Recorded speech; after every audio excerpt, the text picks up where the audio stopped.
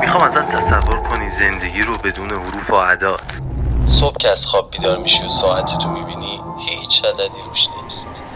گوشیتو چک میکنی، وارد شبکه‌های اجتماعی میشی بدون هیچ حرف و کلمه‌ای.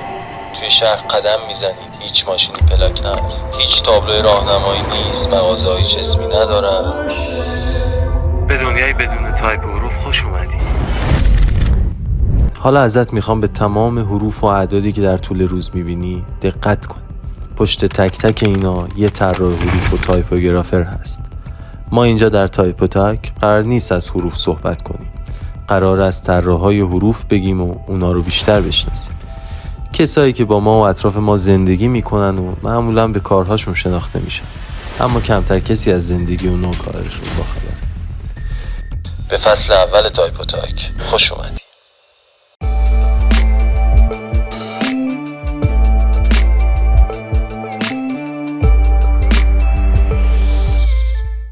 جان خوش اومدی به تایپ و تاک.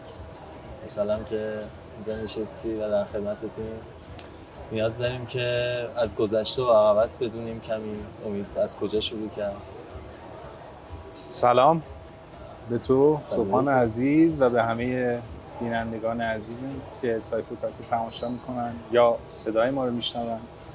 خوشحالم که اینجام و خیلی ممنونم که وقت گذاشتیم، هم شما و هم بینندگان و شنوندگان عزیز.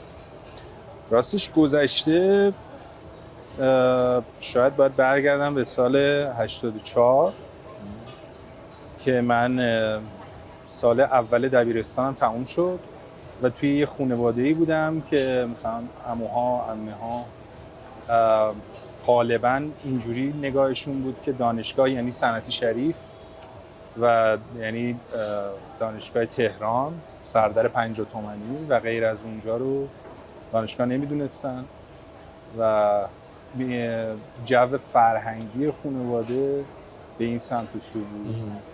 نگاه همه به این سمت بود و من علی‌رغم میل باطنی خودم رفتم تجربه و بعد از اینکه 1 سال گذشت امتحانات خرداد که تموم شد من فکر کنم 3 یا 4 تا تجدید داشتم. باریکلا خوبه باز. آره. رکورد خوبیه. فکر کنم ریاضی رو قبول شدم ولی فکر می‌کنم زیست شناسی و شیمی مطمئنم و فیزیک رو افتادم. حالت خوب نبود؟ نه اصلا حالم خوب نبود. مال اون فضا نبودم و اومدم بیرون. گفتم که من دیگه نمیرم. مامانم لطف کرد بهم خیلی، هم مامانم بابا قبول کردن و من رو ثبت نام کردن هنرستان رشته گرافیک. اونجا فکر می‌کنم یه نقطه عطفی بود. من دقیق یادمه که اون موقع انگار وارد یه فضای دیگه‌ای شده بودم، یه فضایی که اینجا مال منه و من حالا هر کاری دلم می‌خواد میتونم بکنم. این اون چیزیه که میخوام. آره این همون چیزیه که میخوام و از سال سومش دیگه بهترم شد. سال سوم هنرستان کتاب خط در گرافیک اومد، من دیگه غرق دنیای خط در گرافیک بودم. اولین مواجهت بود با حروف. اولین مواجهه با حروف کتاب خط در گرافیک بود. مثلا ورق می‌زدیم، کارا رو می‌دیدیم. یه جوری انگار مسخ شده بودم. اگه بخوام یه کوچولو هم عقب‌تر از اونم بگم، مثلا مامانم میگفت همیشه تو بچه بودی، بعدها اینو بهم گفت همیشه تو بچه بودی تابلوی مغازه‌ها رو بلند بلند می‌خوندی. وقتی کلاس اول دبستان تازه تمام کرده بودی و همیشه سوال میپرسیدی از من که چرا این واوه با اون یکی فرق میکنه. این نکته کلیدی از اینو مامان بعدها بهم گفت. و همیشه حواست به تابلوها بود وقتی تو ماشین میشستیم جایی میخواستیم. بعد از هنرستان رفتیم دانشگاه باز فضای خیلی بهتر بود ولی خب دروس تکراری تر بود. استادا خیلی استادای معروفن، اما آدم‌هایی که کنارشون بودیم آدم‌های درجه یکی بودن. دانشجوها و همکلاسی‌هایی که کنارشون بودیم خیلی شانس بزرگی بود کنار آدم‌هایی که الان برای خودشون اسم و رسمی دارن و بزرگن و میتونم بگم حجم بزرگی از سفارش‌های این مملکت رو چه تو ساید دیزاین چه تو ساید تبلیغات دارن کاور میکنن. چه جالب. مثلا اتمسفر برات اتمسفر آره من تو کلاسی بودم که سمت چپ و راست من رضا بختیاری فرد میشست، میلاد داداشزاده میشست، امیر مصباحی، ما 4 تا تقریبا گنگ طراحی تایپ بودیم و تقریبا عاشقانه حروف رو دنبال میکردیم. توی بخش ادورتایزینگش مثلا علی شاهی بود. علی چندین سال کار حرفه‌ای تبلیغات کرد. سند بادلی بود. مثلا الان هم این رفاقت ها ادامه داشت. آره و حتی با وجود اینکه از ایران هم رفتن، سروش موسوی الان فکر می‌کنم استودیو منیجر اسنپه و تو ساید یو آی یو ایکس هم واقعا صالح نقوی الان برای خودش خیلی خیلی جالبی بودیم. اون سال ورودی چه سالی می‌شدی؟ 86 87 86 دانشگاه انقلاب اسلام. چه جالب. دانشگاه انقلاب اسلامی دانشگاه تماماً پسرانه که فقط خودمون رو داشتیم و خودمون تلاش میکردیم، واقعا تلاش میکردیم، به هم دیگه کمک میکردیم. هر جای نمایشگاهی بود یا گالری بود یا کلاسی بود به هم دیگه کمک میکردیم. و بعد از اونجا میتونم از مدرسه ویژه اسم ببرم و شخص امرالله فرهادی خیلی کمک کرد، خیلی کمک. من بعد از اینکه دانشگاهم داشت تموم میشد، یعنی تو حول و حوش تمام شدن، یه درسی رو داشتیم به اسم کارآموزی. من رفتم با آقای فرهادی گفتم که من میخوام بیام پیش شما کارآموزی و ایشون خیلی با آغوش باز قبول کردن و من خیلی یاد گرفتم از ایشون. کارآموزی که 3 ماه بود 6 ماه طول کشید. بعد از اون یعنی تقریبا ویژه که داشت تموم میشد فونت صدا سیما اومد تقریبا سال 93 94. مدرسه ویژه عملا دیگه خیلی نمیرفتم. فونت صدا و سیما اومد که همون فونت امیدی بود که توی مدرسه ویژه کار کرده بودم. بعد با یک سری اصلاحات و تغییرات واگذارش کردم و فروختیمش به وبسایت‌های سازمان صدا و سیما. بعدش رفتم سربازی. تو سربازی همراه با رضا دوست و رفیق و برادر عزیزم همزمان اعزام شدید؟ آره تقریبا میتونم بگم همزمان با هم رفتیم. رضا یه 4 ماهی رفته بود ولی بعدش اون 4 ماهو کم کردن ازش. دوتایی با هم اعزام شدیم. البته 2 تا پادگان متفاوت بودیم ولی توی سربازی ریو طراحی کرد. ریو اگه سربازی برای همه دوره رخوت یا حالا چیزای سربازی 2-3 ماه اولش یه ذره اذیت کننده بود برام ولی بعدش باز از دلش کار آوردی بیرون. از دلش کار. من لحظه‌ای که میشستم توی سربازی میشستیم کارا رو انجام بدیم، مثلا کاری که من داشتم منشیگری بود. مثلا من نامه‌ها رو تایپ می‌کردم. دفتری بود کار دفتری بهم داده بود و تا کار تموم میشد کاغذهای باطله رو در می آوردم. همون ماژیکایی که توی پادگان بود و رو تخت سرهنگا و سرگردا باش چیزی رو می‌نوشتن، با همون ماژیکا شروع می‌کردم اسکچ کردن. یه بخش بزرگی از اسکچ‌های فونت ری توی پادگانه.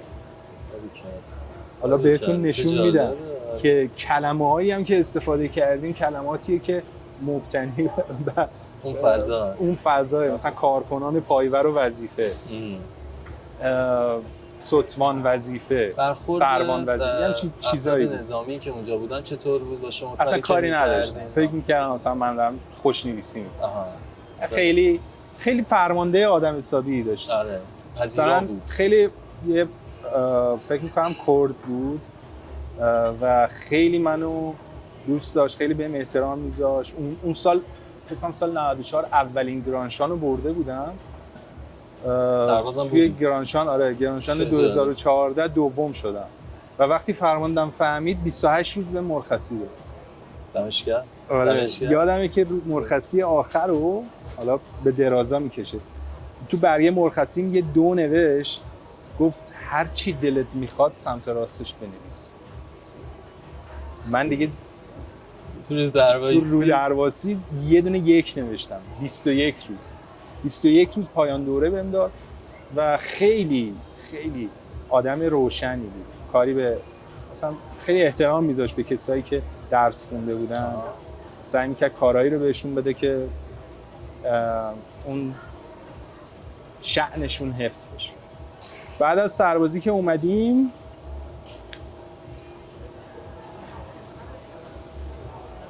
فونت واضح به رضا پیشنهاد شد از سمت افق رویداد، شرکت افق رویداد.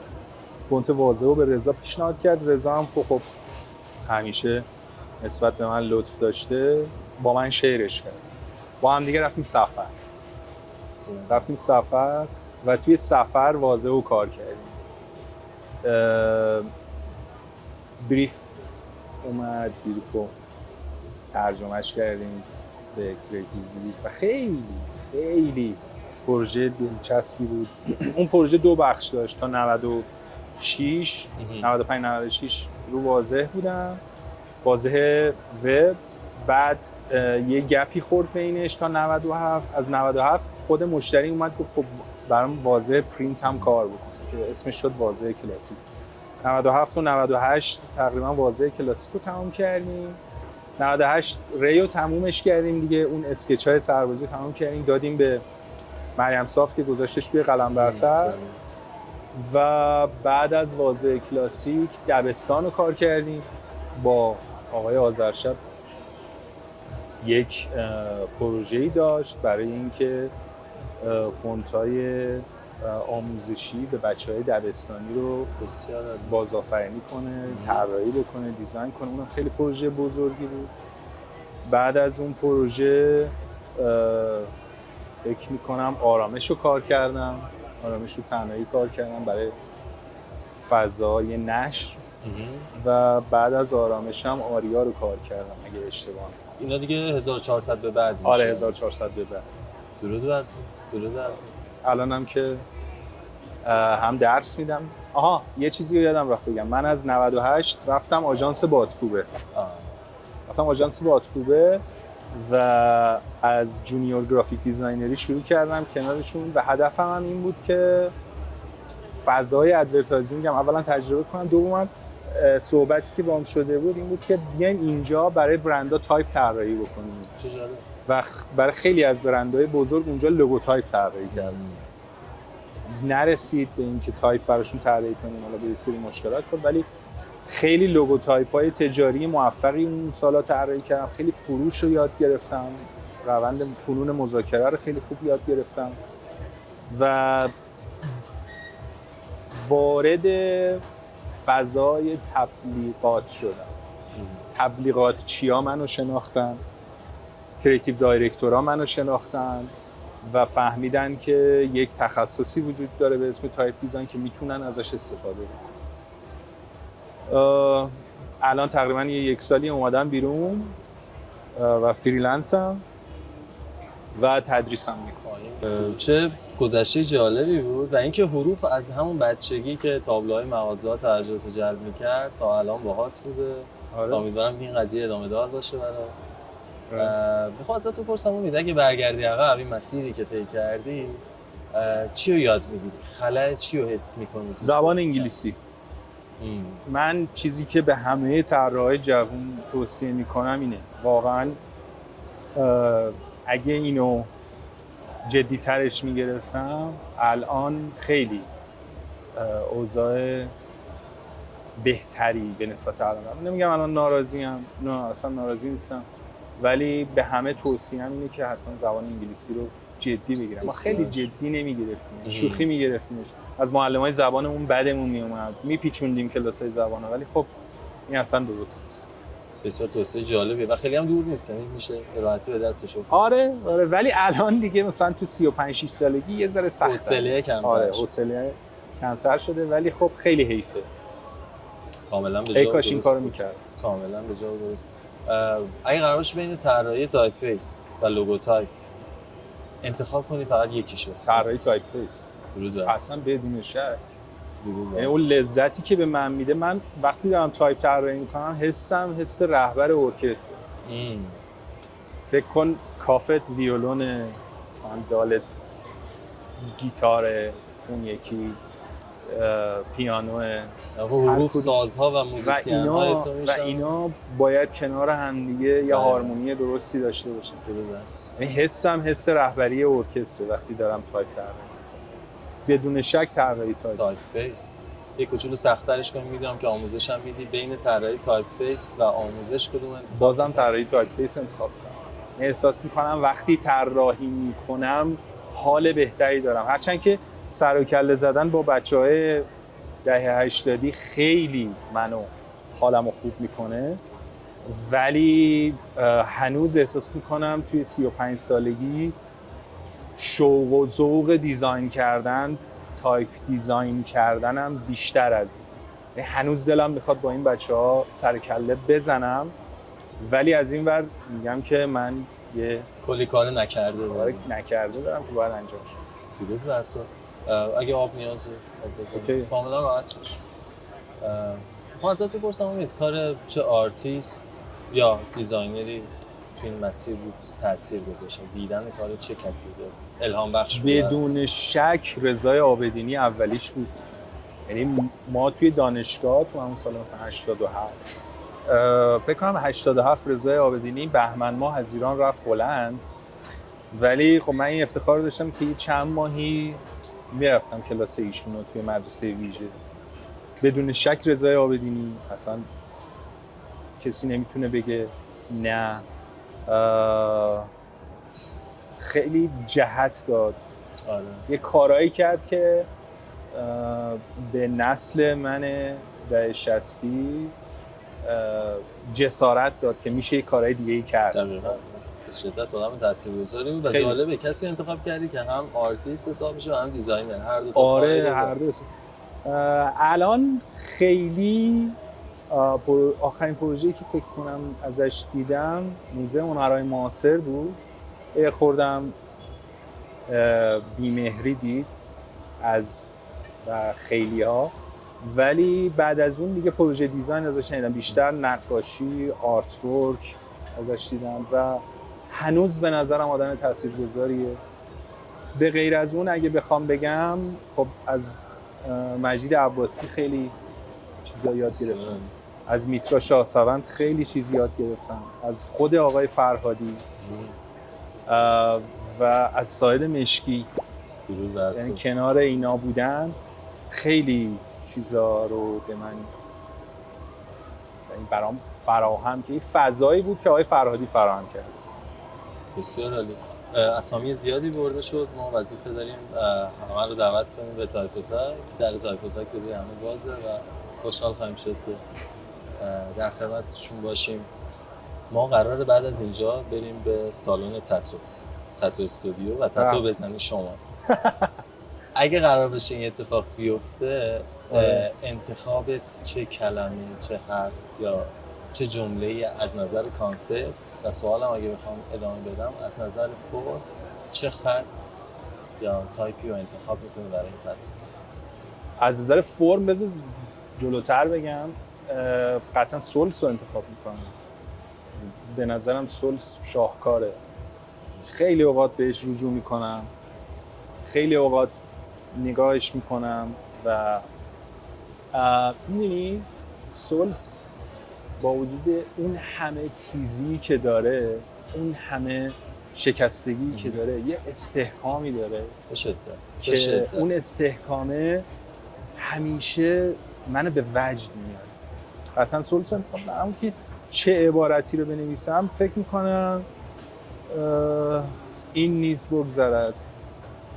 جالبتون باشه. یعنی اینکه همیشه همه چیز میگذره، تو بهترین باشی توی دنیا میگذره، تو بدترین هم باشی میگذره، اون لحظه حالت بد باشه میگذره، لحظه ای که حالت خوب باشه میگذره. نظرم جمله یکی که الان به ذهنم رسید، دنیا گذره است و کار دنیا گذره و این نیز بگذره. یه کوچولو بیشتر بهش بپردازیم. خودت می‌نویسی اون سولس رو یا کسی بنویسه؟ من خیلی دوست دارم رضا برام بنویسه. رضا بختیاری فردون رضا عزیز بنویسه واسم.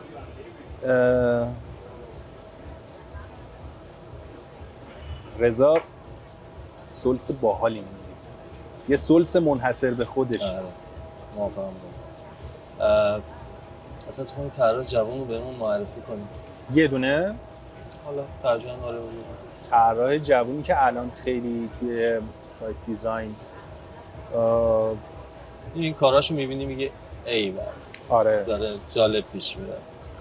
ببین نمیتونم بگم مثلا میتونم چند تا اسمو بیارم کوتاه آره آره. طبیعتاً مثلا آریا آرزو خیلی منو سر ذوق میاره کاراش، ولی از نظر بعد فنی و دیزاینی امین عابدی رو خیلی دوست دارم. خیلی جستجو میکنه و این جستجوهاشو منتشر میکنه. بی ادعاه و بسیار جوون خالصی.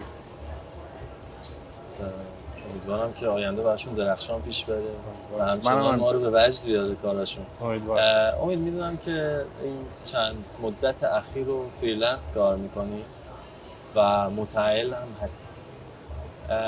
چطور میشه مدیریت کرد فضای کار توی خونه و پرداختن به خانواده؟ چه چالشایی داری؟ چه داستانهایی داری؟ خدا رو شکر خیلی توی این یک ساله خیلی فضای آرومی بوده. خانمم خیلی فضا رو آروم کرد توی خونه. یه وقته میدونه که نباید بیاد تو اتاق کار من، یا یه وقته میدونه که اصلا نباید اون لحظه با من حرف بزنه، حتی اصلا نباید منو ببینه و اینو پذیرفته که تا مثلا 6 بعد از ظهر من مال یه فضای دیگه ایم. فقط اون تایمی که با هم دیگه نهار میخوریم یه کوچولو گپ میزنیم و بعد من دوباره میرم توی اتاقم و مشغول کارم میشم. این یه بخششه که آرامش درون خونه است. یه بخشم بخش مالیه. تو خیلی باید مدیریت منابع مالی دقیق باشه. تو خیلی باید حواست باشه که فضای فریلنسی یه وقتی سفارش خیلی هست، یه وقتی کمتر میشه. اون لحظه‌ای که خیلی هست، اولا مغرور نشی به خودت و تواناییات. دوما پول سیو کنی برای ماه‌ها یا روزهایی که سفارش‌ها کمتره، چون تو به زندگیت متعهدی و باید اون سمت رو هم کاور بکنی. مسئولیتی در حال قسط و بقیه چیزا رو هم باید بتونی کاور بکنی.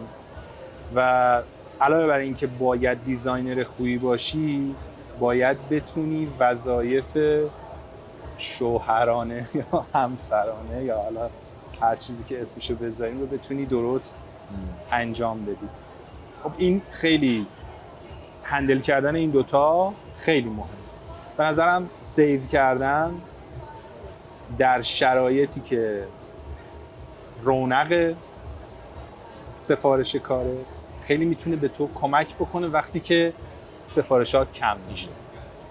در واقع هوشمندی همسرت که از علاقه میاد میتونه به تو کمک کنه که تو روند آره خودش هم اینجوری بود. همیشه میگفتش که من دوست دارم تو خونه کار بکنی و فضا رو خیلی آروم بسیار مثل اسمشه آرامش.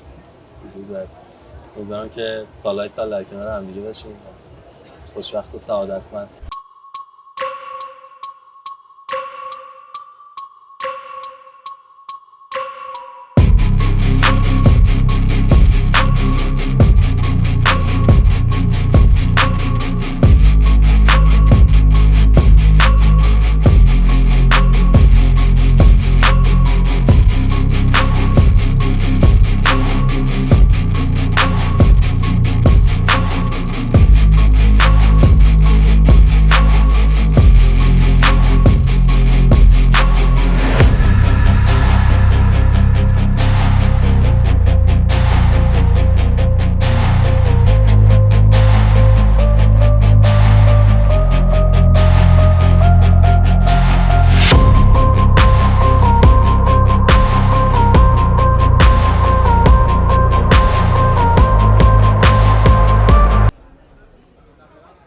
از فریلنسی پرسیدم ازت. قبلش خب توی آژانس تبلیغاتی کار می‌کردی. کار کردن توی آژانس تبلیغاتی چه مزایایی داره؟ چه معایبی داشت و چه چالش‌هایی داشتی؟ ببین شروع بهمون بگو که چطور گذشت. اگه فشارهای روحی روانی که توی سربازی به پسرها میاد، آها. این تخریب‌های شخصیتی رو تشبیهش بکنم به یه لیوان، فشارهایی که از نظر زمانی، مشتری، مدیریت به یک دیزاینر توی آژانس تبلیغاتی میاد، میتونم ترجیحش بکنم به یک کاسه بزرگ. آژانس ظرف تحمل تو رو بزرگ میکنه. آژانس بهت یاد میده که دیزاین باید از مسیر استراتژی بگذره. بهت یاد میده که تو تنها آدم اون شرکت نیستی.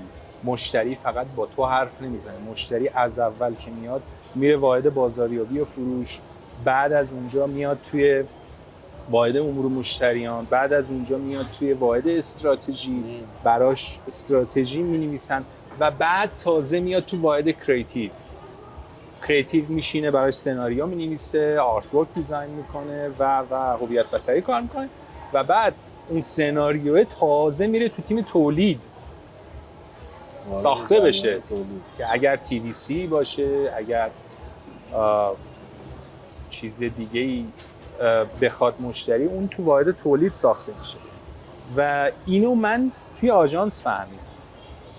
من تو آژانس یاد گرفتم که بچهای فروش چجوری مذاکره میکنن، کریتیو دایرکتورمون لحظه آخر جلو مشتری چجوری پرزنت میکنه. جالب. انگاری نحوه پرزنت کردن، انگاری تو فضای فریلنس آدم یکم سیفتر و آسوده‌تره، ولی توی آژانس تو چالش‌های جالبی باهاش روبرویی و دائما در حال یادگیری و دائما در حال. ببین توی آژانس زمان خیلی مهمه. مدیریت زمان. ببین یه وقتی هست که مثلا یه پروژه لوگوتایپو تو وقتی تو فریلنسی، من خودم تو فریلنسینگ 7 تا 10 روز کاری میدم، اما این لوگوتایپ توی آژانس 7 تا 10 روز کاری اصلا آورده ای نداره، معنایی نداره. تو 3 روز کاری، نهایت 4 روز کاری باید کار رو جمع کنی، 0 تا 100 ببری. یعنی ما روز اول میذاشتیم ایده پردازی، دریافت بریف، ایده پردازی، برین استورم، از روز دوم میرفتیم تو اسکچ زدن. ما آخر روز دوم اسکچامون رو داشتیم، روز سوم اجرا میکردیم تا وسط روز چهارم، یعنی 1.5 روز میذاشتیم برای اجرا. از وسط روز چهارم هم تا آخر روز چهارم پرزنتیشنش رو می‌بستیم. این کار رو باید تو 4 روز جمعش میکردی با 3 تا پیشنهاد متفاوت و این خیلی چالش برانگیزه برای یه طراح جالب. به شدت. الان که فریلنس کار میکنی، در طول روز به جز کار حرفه‌ایت چه کاری رو انجام میدی؟ فیلم میبینم، دوچرخه سواری میکنم. جالب. آره. مثلا دوچرخه دارم که باز میشه، میذارمش تو ماشین با خودم میبرم مثلا گلپایگان یا میبرم شمال، خانمم شمالیه. دوچرخه سواری میکنیم، فیلم میبینیم و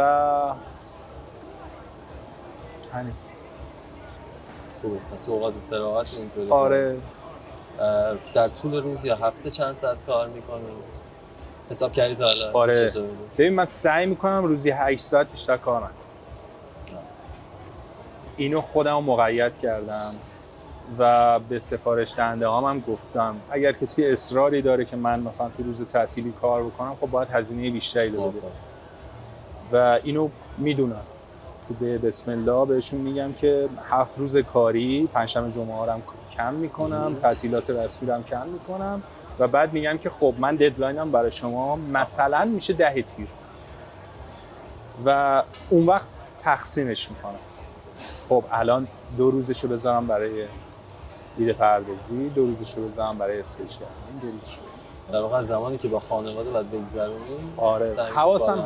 حواسم هست که از اون ور اینجوری نشه که تا 12 شب 1 شب پای کامپیوتر باشم. راستش احساس میکنم توی 35 سالگی نباید اینجوری هم باشه. یعنی من باید برای خانواده هم وقت بذارم، برای خودم هم باید وقت بذارم.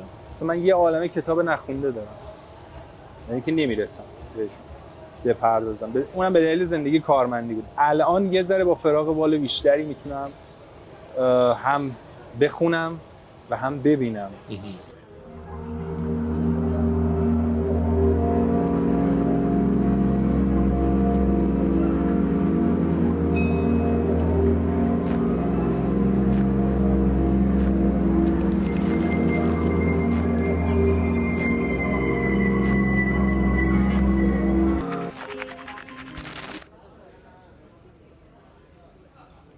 سه تا از بهترین کارات اگه قرار باشه خودت انتخاب کنی کدوما؟ اسم بر و حالا بچه‌ها اسلایدر رو می‌بینن.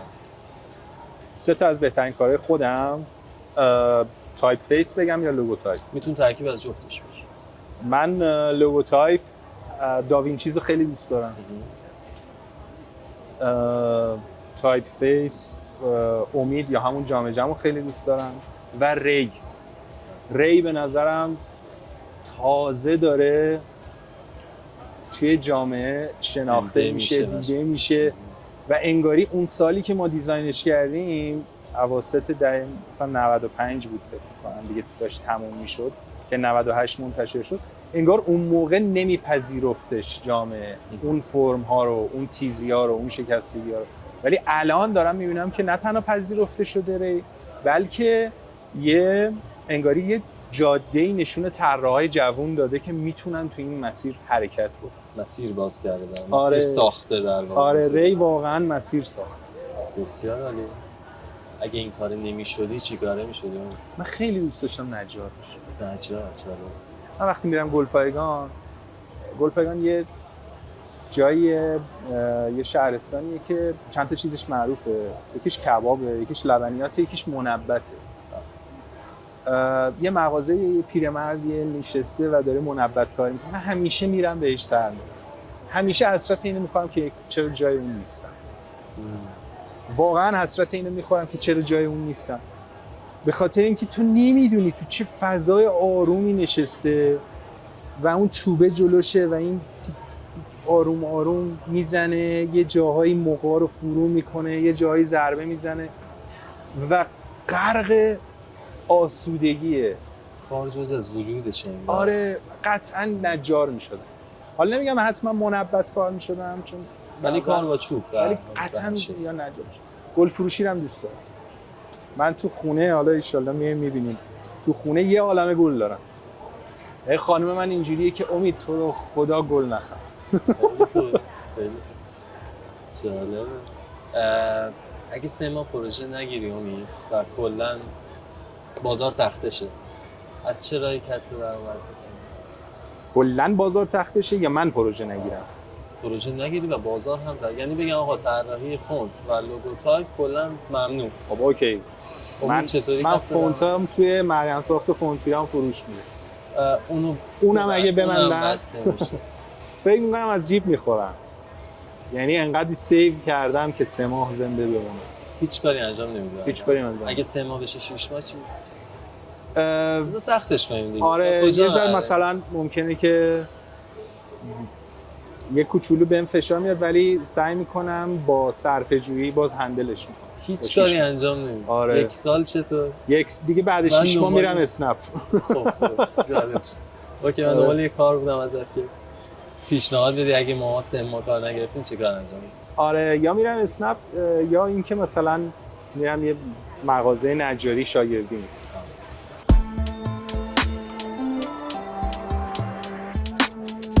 خب یه استراحت کوتاه داشتیم، رفتیم و برگشتیم. امید عزیزم ازت میخوام که یه آرتیست یا دیزاینر غیر ایرانی بهمون معرفی کنی. هرب لوبالین.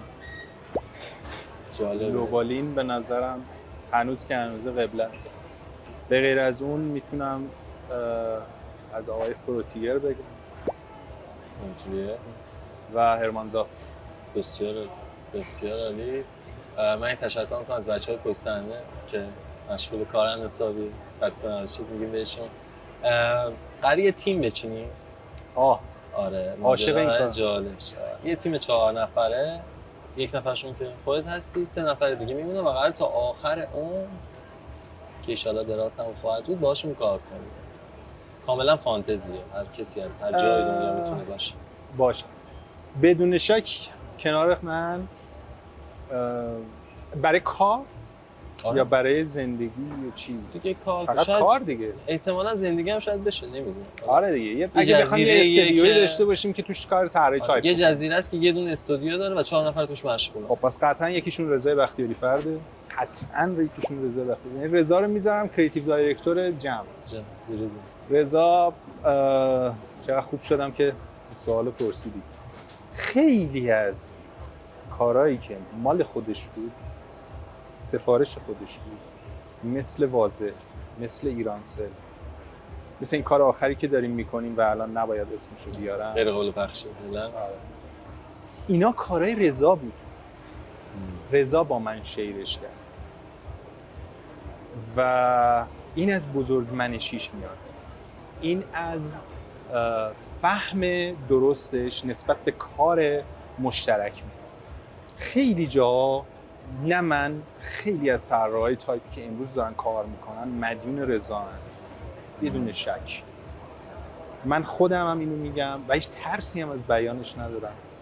من در کنار رضا چه از همون سال 87 86 87 که تو دانشگاه دیدمش، چه الان که دیگه کاسه کوزه یکی و عین دوتا برادر داریم با هم یه کار میکنیم، هیچ وقت کارو با رفاقت قاطی نکردیم.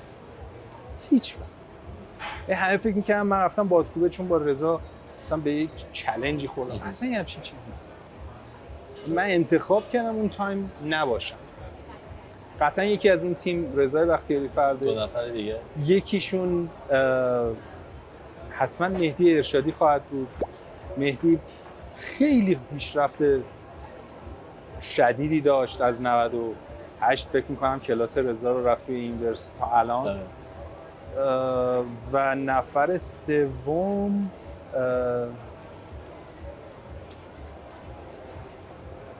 فکر میکنم ساید مشکی باشه. کنار ساید مشکی هم اون نگاهی که به تایپ داره بعضی وقت خیلی کمک کننده است.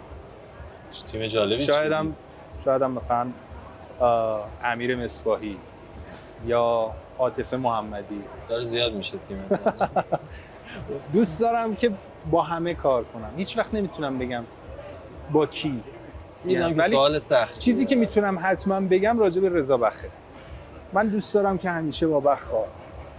یعنی از کار کردن با بخ سیر نمیشم، چون همیشه یه چالش جدیده، همیشه یه راه جدیده، یه ادونچره. صحبت‌های کیاری از طبع بلندت میاد و حرفه‌ای‌گری رضا. امیدوارم این قضیه ادامه دار باشه براتون. همیشه و هر جا ترجیح میدی با بزرگترین برندهای ایران کار کنی. کما اینکه میدونم این اتفاق برات افتاده، ولی خب یه سوال فانتزی دارم ازت که ترجیح میدی با بزرگترین برندهای ایران کار کنی یا با یه استودیو نوپا خارج از ایران؟ هر دو. یکیش. ما دنبال تک گزینه هست. ببین یه چیزی که بهت بگم اینی که کار کردن با برندهای بزرگ برای من اسم و رسم میاره.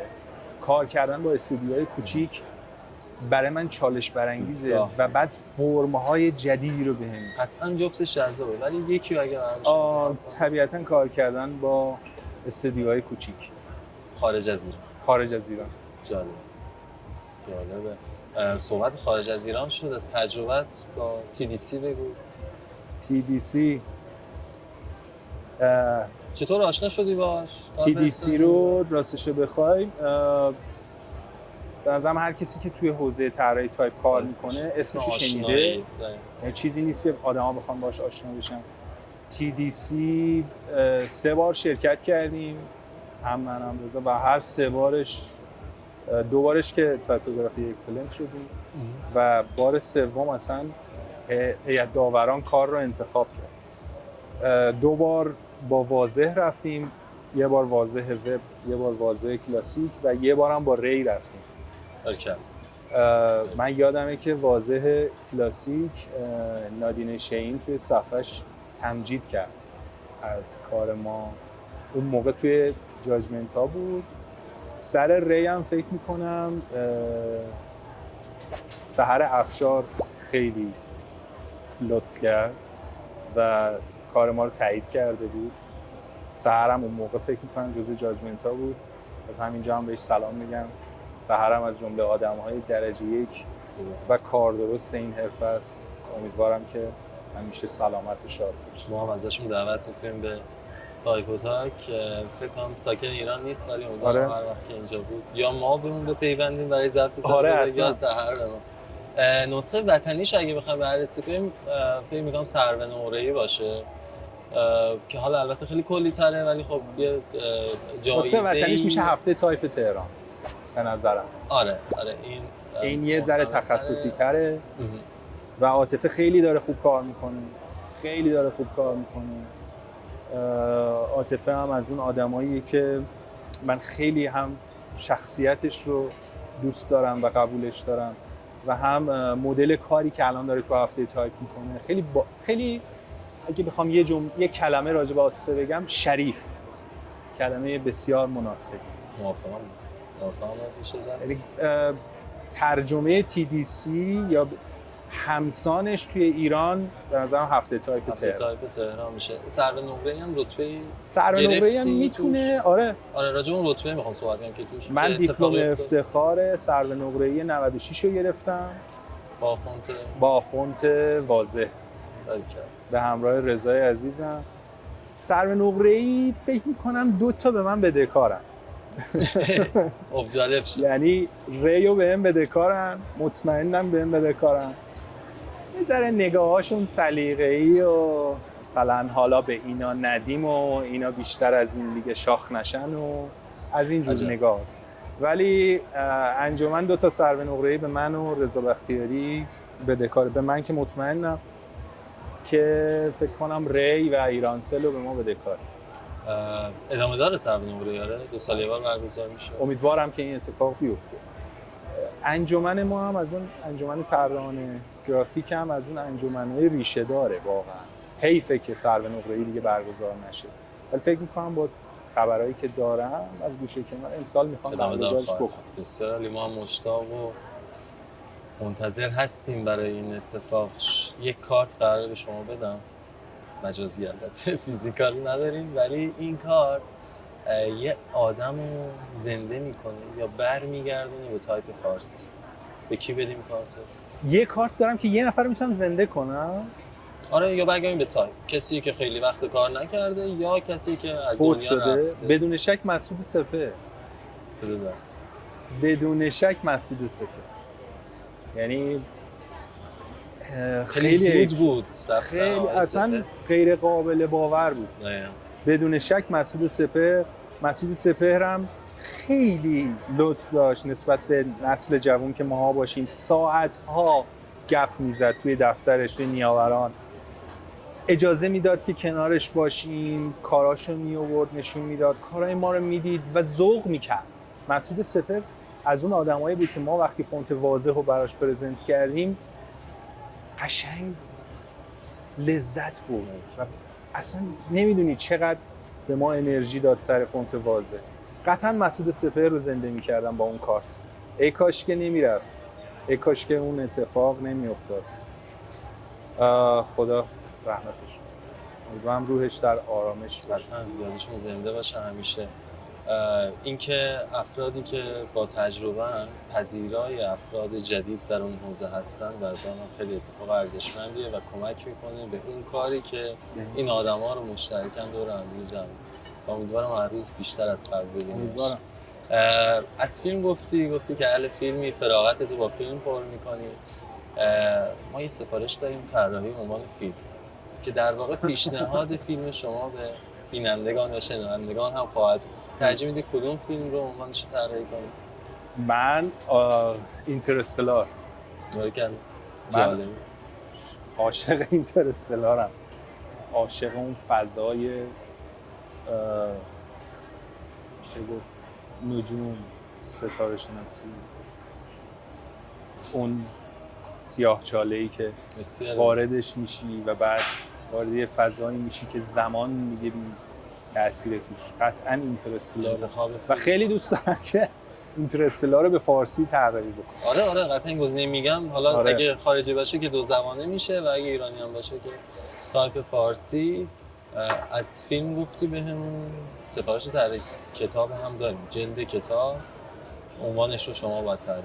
کدوم کتاب انتخاب کنید؟ کتاب شاید مثلا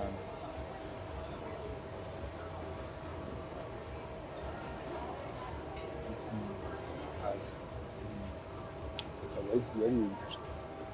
ما چگونه ما شدیم، صادق زیبا کلام.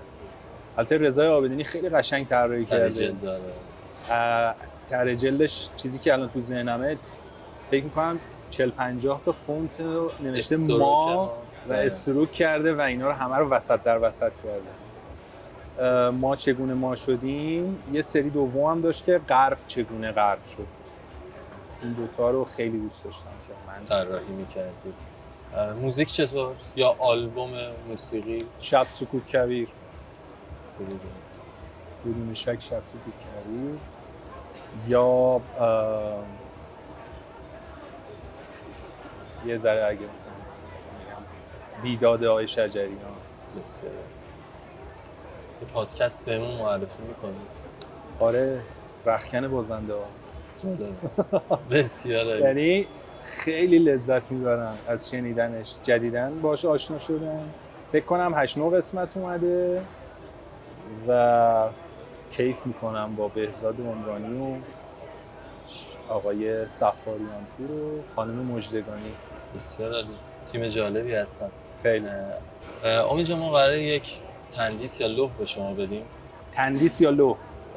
این تندیس یا لوح عادتا اسم شما روش نوشته شده. ما با چه خط یا فونتی اسم شما رو بنویسیم؟ با فونت آرامش بنویسیم. اوکی. چشم. آره. به روی دو دیده. طراح جوان چه کاری رو نکنه؟ طراح جوان چه کاری نکنن؟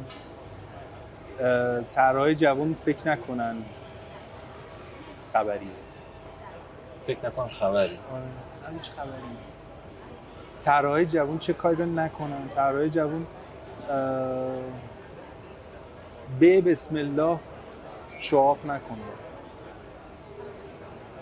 طراح جوان چه کاری رو نکنن؟ طراح جوان کپی نکنن. تا جایی کپی کنن که میخوان کار یاد بگیرن. در مسیر یادگیری کار باشه. کپی رو منتشر نکنن. وقتی میدونن که چه چیزی کپیه منتشرش نکنن. من چند وقت پیش طرف از همین لوگوتایپ داوین چیزی که من کار کردم یک اسم دیگه‌ای برای یه رستوران در آورده بود. و بعد برای من فرستاده بود، میگفتش که از نظر شما اشکالی نداره. گفتم ببین این که تو این کارو کردی از یه نگاه تمرینی بهش داشته باشی خیلی هم خوبه، ولی این که داری اینو منتشرش میکنی به عنوان یه کار اورجینال و دوم داری از سفارش دهنده پول میگیری، اینه که غلطه. درست نیست. چون اون سفارش دهنده هم حقشه که کار اورجینال داشته باشه، چون داره به تو پول میده، حالا هر عددی. و دو، من زندم هنوز هستم و خیلی نگذشته از وقتی که این سریال اومد. نمیتونی این کارو بکنی. درست نیست. حالا از جونت دور هم باشه، اگه نباشی هم مثلا این اتفاق نباید بیفته طبق قوانین کپی رایت یا هر داستان دیگه که هست که نداریمش متاسفانه. آره. یکی از به نظرم عجیبه کارهایی که باید انجامش بدیم اینه که توی به نظرم باید انجمن طراحان حروف یا انجمن طراحان فونت یا انجمن طراحان تایپ، هر چیزی که اسمش تشکیل بشه و به جد در مورد کپی رایت بحث کنیم، کار کنیم و به یک سر و سامونی برسیمش. من واقعا خیلی حرص میخورم وقتی بهم دایرکت میدن و میگن که ما اینو از یه سایت دیگه‌ای به قیمت خیلی پایین‌تر خریدیم، حالا شما بگو چیکارش کنیم. آره. من میخوام، طرف به من دایرکت من میخوام حلال بخورم. میگم که تو اگه میخوای حلال بخوری، راهشون وبسایت بود، بعد میرفتی از اونجا میخری. راهش فونتیران بود، راهش قلم برتر بود، نه یه وبسایت دیگه‌ای که از اونجا کش رفته و داره کارو منتشر میکنه و میفروشه. و اینجوریان که یه سریاشون دوباره میرن از اونجا میخرن، ولی یه سریای دیگه میگن که خب راضی بودی، نبودی به من چی. اصلا براشون مهم نیست. و اخیراً یکم داره این قضیه جا میفته که آره امیدوارم که خرید فونت داشته باشه. آره هم خرید فونت هم قانون کپی رایت. مثلا یکی از مهمترین کارهایی که اون انجمن طراحان تایپ باید بکنه و میتونه بکنه قانون کپی رایت، یعنی سازوکاریه که باید بشینن حرف بزنن. ما حتما مشاور حقوقی میخواد این کار و هیچ کس به داد فریلنس جماعت نمیرسه الا خودشون. موافقم با. به طراحان تایپ هم همینطور، هیچ کس به داد طراحان تایپ نمیرسه الا خودشون. خب من میخوام یکم بیشتر ورود کنیم به این مسئله که ما چرا انجمن تایپ نداریم یا چرا نبوده تا الان. راستش تا الان احساس میکنم نیازش حس نمی‌شده. همه فکر میکنن فونت‌ها یه سری فونت‌های سری بیه که توی کامپیوترها هست بای دیفالت. ساید طراحا رو میگم، خود طراحا چرا تا الان؟ طراحا هم ببین بعد از یعنی خیلی نوپاه فکر میکنم بعد از فونت یکان آقای سپر و فونت ترافیک آقای بقاپور خیلی ما تایپ نداشتیم تا دهه مثلا 90. مثلا فونت ویژه اومد، بعدش مثلا کارهای رضا بختیاری بوده، کارهای مثلا بچهای دیگه بوده، کارهای من بوده. یه دفعه یه مسیر جدید. آره الان تازه مثلا تو سال 1403 تو این دهه الانه که نیازش احساس میشه که یک انجمن محکم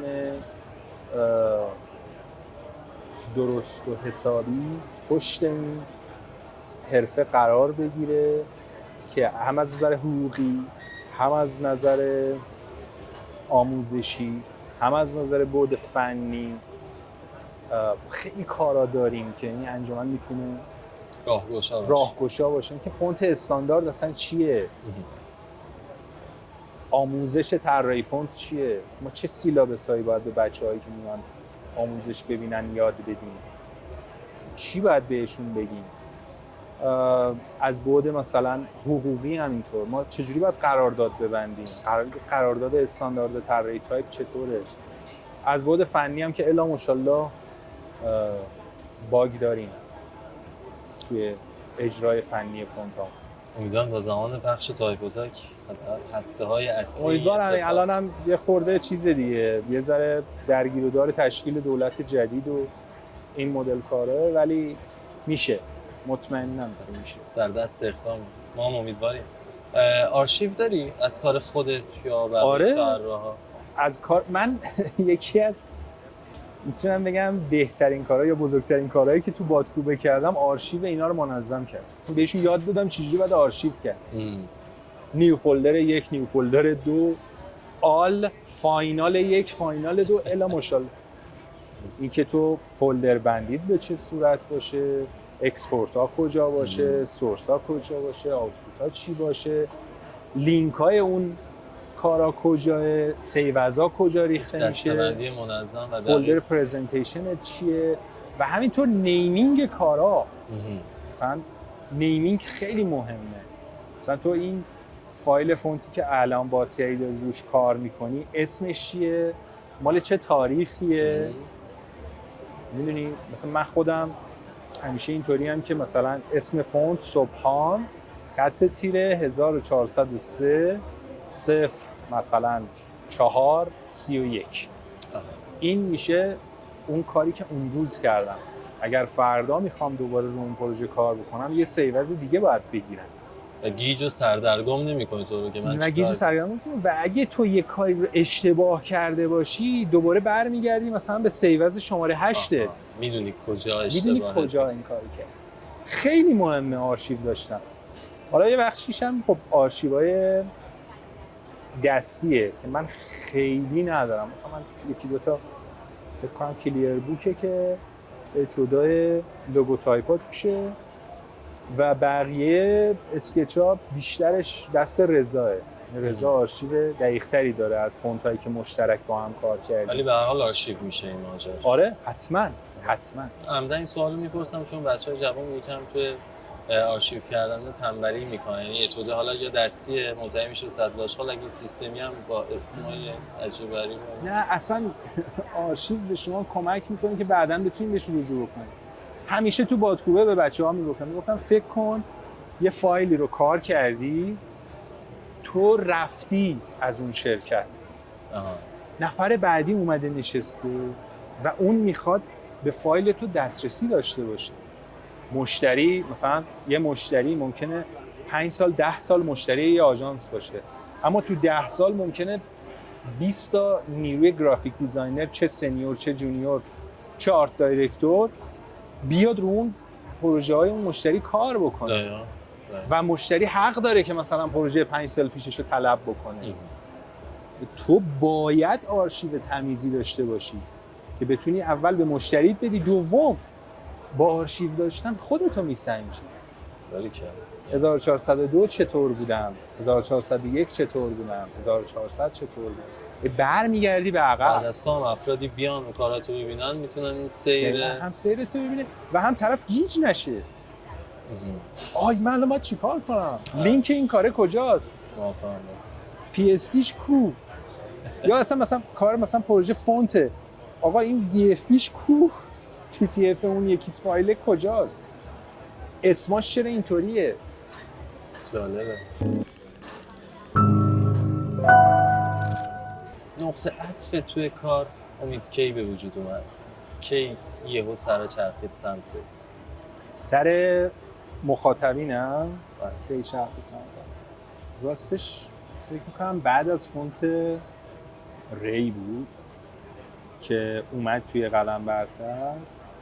قبلش هم فونت امید بود که انگاری که مثلا جامعه گرافیک دیزاین، حالا چه بزرگترا چه جوانترا، انگاری فهمیدن که یک دیزاینر جوونی پیدا شده. البته اون موقع جوون بودم، الان یه دیزاینر جوونی پیدا شده که میشه بهش گفت طراح تایپ و داره یه کارایی میکنه. خیلی جالبه. من از روزی که از بادکوبه اومدم بیرون، من روزی که تو بادکوبه بودم 3000 تا فالوور داشتم، الان نزدیک 6000 تا شده.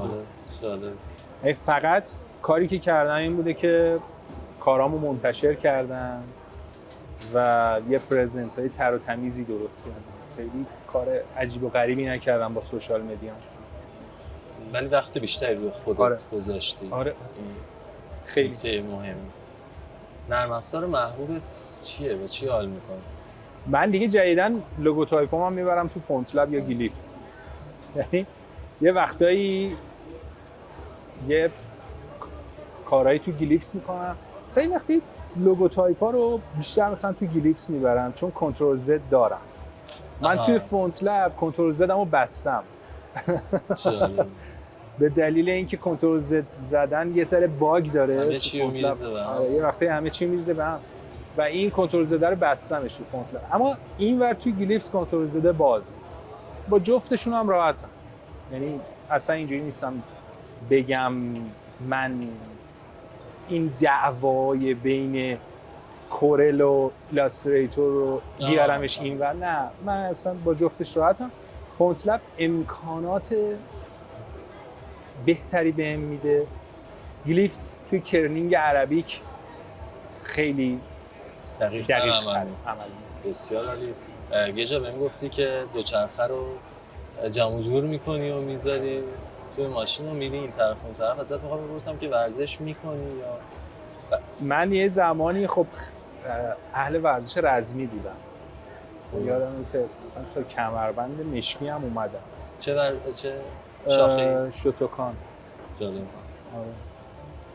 کار میکردم و مثلا از 15 سالگی کمتر، از 13 سالگی تا 18 سالگی 5 سال رزمی کار کردم. تقریبا هر هفته میرفتم. شوتوکانم چون ضربات کنترلیه خیلی روی تمرکز کمک می‌کنه. ولی خب بعدش دیگه ادامه نداد. علاقت کدوم ورزشه؟ همین ورزش رزمی یا نه؟ نه، من علاقم مثلا فوتباله. واقعا علاقم پیگیر و سفت و سخت. پیگیر سفت و سخت اونجوری نه، ولی از دیدنش لذت میبرم. مثلا واقعا یکی از آرزوام اینه که برم کره ماه، حتما نجوم رو تجربه کنم. میدونم که شاید امکان پذیر نباشه، ولی خب یه سری آرزوی دیگه این که مثلا برم توی استادیوم نیوکمپ یکی از بازی‌های بارسلون رو از نزدیک ببینم، یا توی آنفیلد بشینم بازی لیورپول رو ببینم، یا توی سانتیاگو برنابئو بشینم بازی رئال مادرید رو ببینم. قبلا طرفدارم بودم، اما الان اینجوری هم که اصلا طرفدار کلی‌تر می‌بینیم. آره، فوتبال رو برای فوتبال دوستش دارم.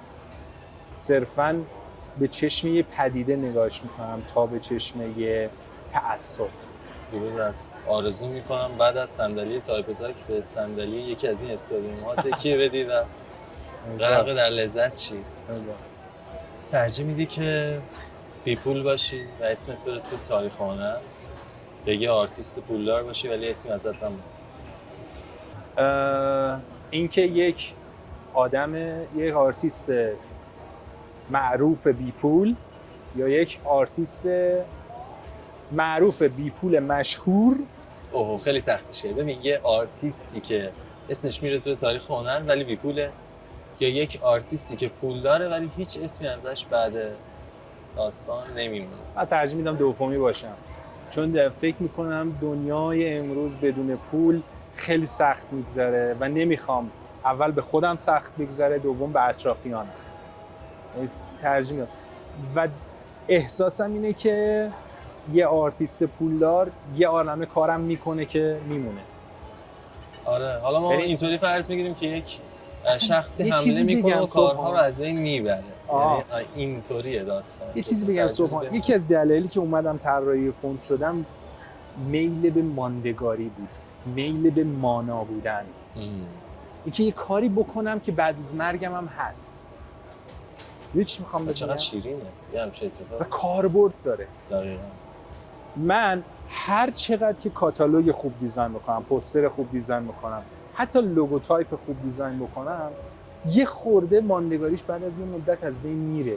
اما تایپ نمیدونم چیه، از چه جنسیه که میمونه. مسئول کننده است واقعا. و این میل به ماندگاری، میل به اثرگذاری که بعد از مرگ منم این اتفاق هست.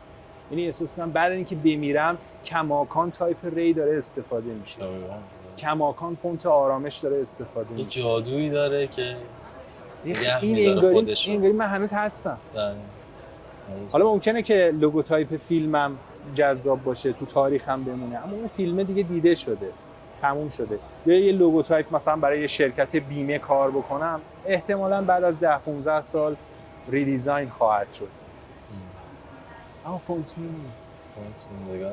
موافقم با از آینده گفتی تا گلویی تر میکنی. من سوالم بپرسم که میخوام پیش بینی کنی برام آینده تایپ فارسی رو 10 سال دیگه، 50 سال دیگه و 100 سال دیگه برام کجای ماجرا باشه؟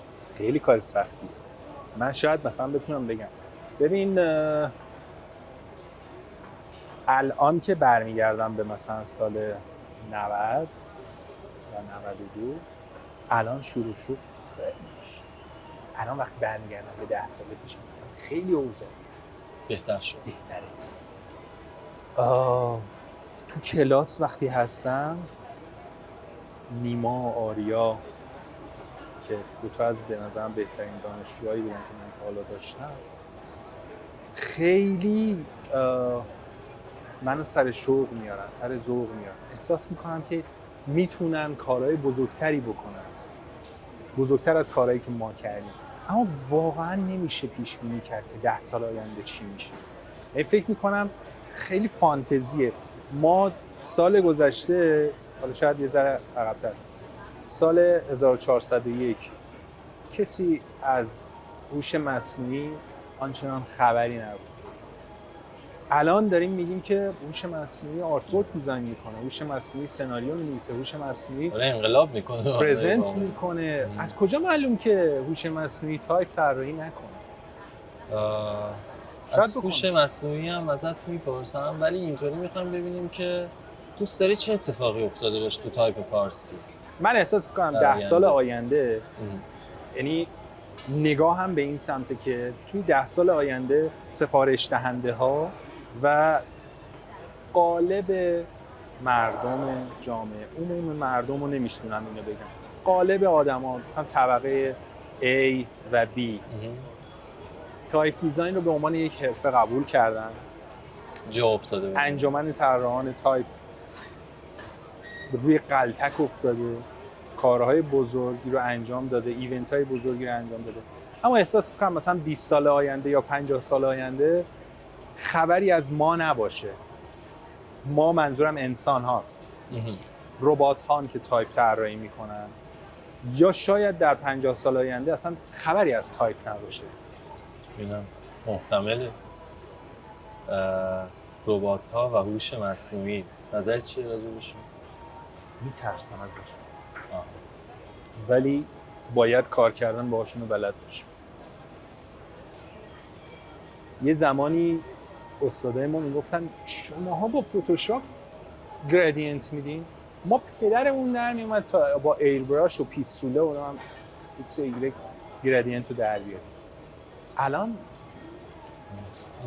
من باید به شاگردم بگم که تو میشینی به هوش مصنوعی میگی بهترین گریدینت دنیا رو برات دیزاین بکنه، ولی من پدرم در میومد تو با فتوشاپ اون گریدینت رو در بیاره. میگی بهشون اینو؟ یا گفتم سر کلاسه اینو گفتم.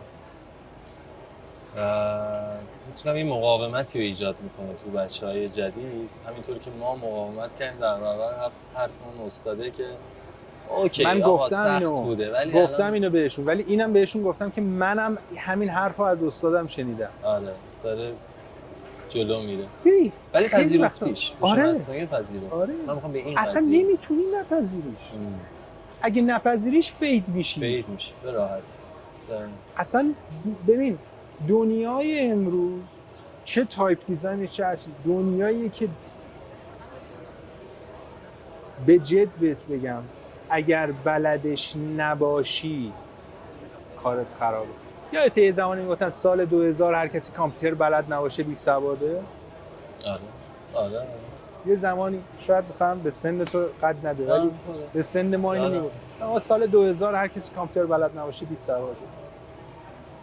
و امروز واقعا من تو دور اطراف خودم کسی نمیبینم کامپیوتر بلد نباشه.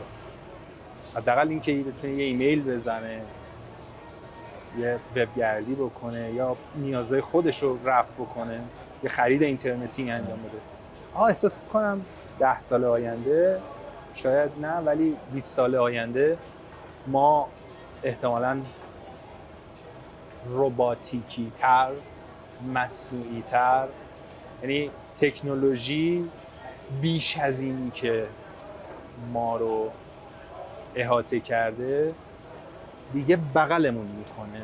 نه تنها بغلمون میکنه بلکه فشارمون میده و خفمون میکنه. جالب، تشبیه عجیبی. آخرین پروژه‌ای که ازت تایید نگرفته موجود است تو داستانشو برامون تعریف می‌کنی؟ راستش اینجوری نیست دیگه.